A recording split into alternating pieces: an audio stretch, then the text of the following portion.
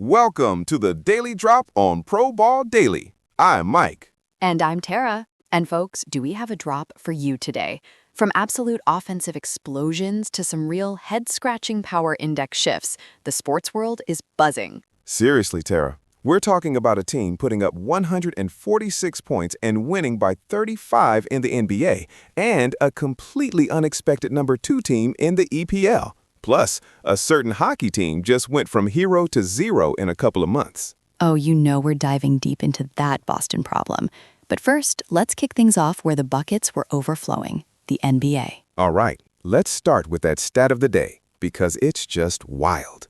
The Oklahoma City Thunder absolutely annihilated the Jazz, dropping 146 points and winning by 35. That's not just a win, Tara. That's a statement. A statement printed in neon lights, Mike. We've been talking about OKC's potential all season, but to see them unleash that kind of offensive firepower against anyone is terrifying for the rest of the league. They're sitting pretty at number 1 in our power index with 76.2 points, and frankly, I think they deserve every single one of those. Shai Gilgeous-Alexander is playing at an MVP level, but it's the depth and the pace that really make them so dangerous. They just suffocated the Jazz, and it looked effortless. You're not wrong. It's not just SGA, though. He's obviously the engine. It's their entire young core just clicking. And when they hit 146, it's not a fluke. It's a system humming, designed to run and score. They look like legitimate title contenders right now. But speaking of power rankings, what do you make of the Charlotte Hornets at number 3? 70 points in the power index.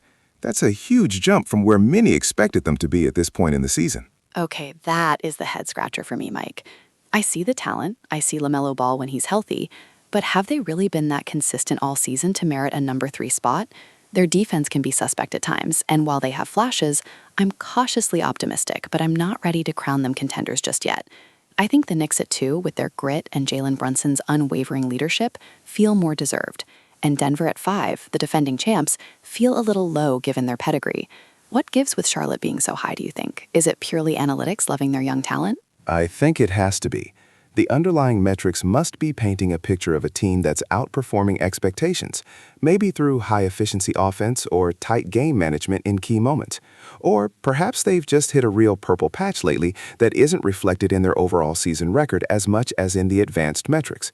We also saw another high-scoring affair with the Lakers-Mavs game, 128-134, Dallas winning that one at home. Luka Doncic must have been cooking. You know those two teams always deliver fireworks. Oh, absolutely. When those two teams meet, you know it's going to be a fireworks display. And Luka, when he's on, he's almost unstoppable. But let's look at some of these trends because they tell quite a story about volatility. The Atlanta Hawks. February, they were at 55%, a minus 20.5 versus their season baseline. March, 87%, a plus 11.7. What in the world happened in Atlanta in the span of a month? Did they just decide to start playing basketball again, or was there a fundamental shift? It's like they flipped a switch. You have to wonder if it was a coaching adjustment, a healthy return of a key player, or maybe the trade deadline settling some nerves and clarifying roles. That's a massive turnaround. If they can sustain that March performance, they're suddenly a team nobody wants to see in the playoffs. They could be a real dark horse if they solidify that form. That kind of swing is playoff-altering. A dark horse indeed. But then you look at the Brooklyn Nets, 17% in February, a minus 11.1 versus their baseline.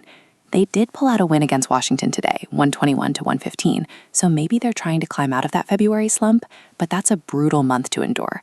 It shows you how quickly fortunes can change in the NBA and how much a single month can define your season. It really does. It's a game of runs, not just within a game, but within a season.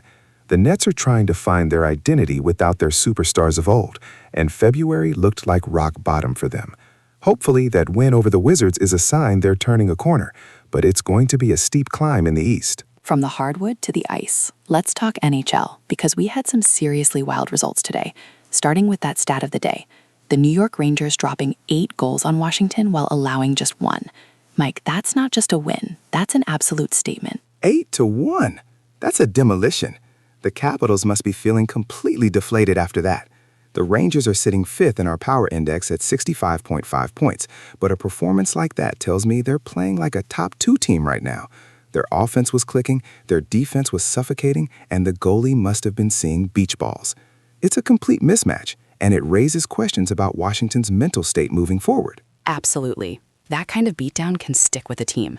But here's the kicker for me. Our #1 power index team, the Carolina Hurricanes, losing 3-6 to Ottawa. An upset of the day if I ever saw one. What happened to the Canes? Were they just caught napping, or did Ottawa truly outplay them? You can't be #1 and let in 6 goals to anyone, let alone a team like Ottawa. Maybe it was a night where everything just clicked for the Senators, or perhaps Carolina was looking ahead. But it's a stark reminder that even the best teams can be vulnerable. It's a wake-up call, but it's certainly not a good look for the top dog.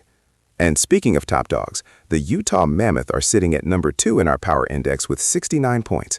That's a new name near the top. Are they for real? The Utah Mammoth are a fascinating story. They've been climbing steadily, showcasing a really strong defensive game coupled with timely scoring. I think they are for real. They're building something special out in Utah, and it's exciting for the league. But let's talk about the Jekyll and Hyde story of the Boston Bruins. Mike, you mentioned them earlier. January 2026, they were at 91% win rate, a staggering plus 29.1 versus their season baseline. March 2026, 54%, a minus 10.4. What in the world happened in Boston? Did they just forget how to play hockey? It's truly perplexing, Tara. To go from absolute dominance to barely above average in just 2 months, it suggests either a massive injury bug hit them or perhaps they peaked too early. It's hard to reconcile those two versions of the Bruins. If they're the January team, they're cup contenders. If they're the March team, they're a first-round exit at best. For me, this is a major red flag. You need consistency going into the playoffs, and they're showing none. I agree. It makes you question their overall mental fortitude. But on the flip side, the Buffalo Sabres are surging in March, going 75% and plus 10.3 versus their baseline. They're picking up momentum exactly when you want to be.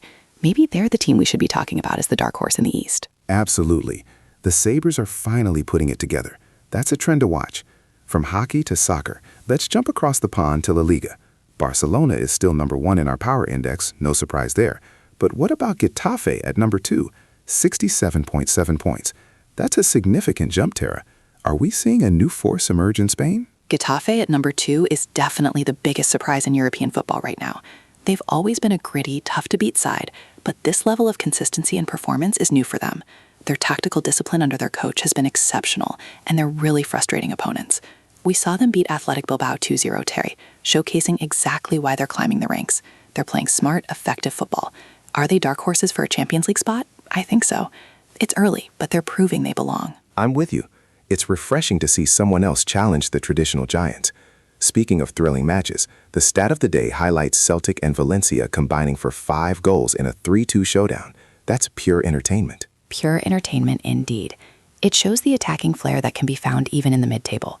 Defense might have been optional in that game, but for the neutral fan, that's exactly what you want to see. And a quick note to Sevilla losing 0-1 to Oviedo. That's a tough loss for them, further solidifying Oviedo's place as a spoiler. Over to the English Premier League, and here's another power index that made me do a double take. Arsenal at #1, 90.8 points. That's not a surprise. They've been phenomenal.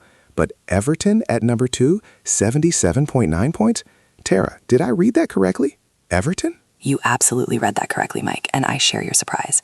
Everton at 2 is the biggest ranking shocker of the day, hands down.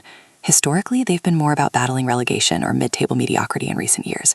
This must be a testament to a phenomenal run of form, strong underlying metrics, and perhaps a very disciplined defensive setup that's frustrating opponents and grinding out results. There were no games played today, so we don't have a new result, but this power index ranking suggests they are seriously overperforming expectations based on their season's trajectory. Can they sustain this? That's the multi-million-dollar question. It's a feel-good story for their fans, but I'm skeptical it holds for the entire season. I agree with your skepticism. It's great to see a different club challenging, but consistency is key in the EPL. We'll be watching closely to see if they can maintain that lofty position. Now, let's shift gears to MLB, where we had an absolute slugfest. We certainly did. The stat of the day tells the story. The Athletics and Astros combined for 22 runs in a wild 12-inning battle, with Oakland coming out on top 12-10. Mike, that sounds like a pitcher's nightmare, but a fan's dream. A dream for offensive coordinators, for sure. You rarely see a score like that outside of spring training. It's a testament to both teams' resilience, but also probably a few tired arms on the mound. And what's fascinating is that this fits perfectly with our trends data. The Athletics went 63% in March, a plus 7.5 versus their season baseline. They're defying expectations and clearly hitting the ball well.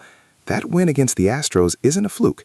It's a reflection of their current hot streak. It's fantastic to see the A's finding some rhythm. And on the flip side, the Boston Red Sox went 30% in March, a minus 10.0 versus their baseline.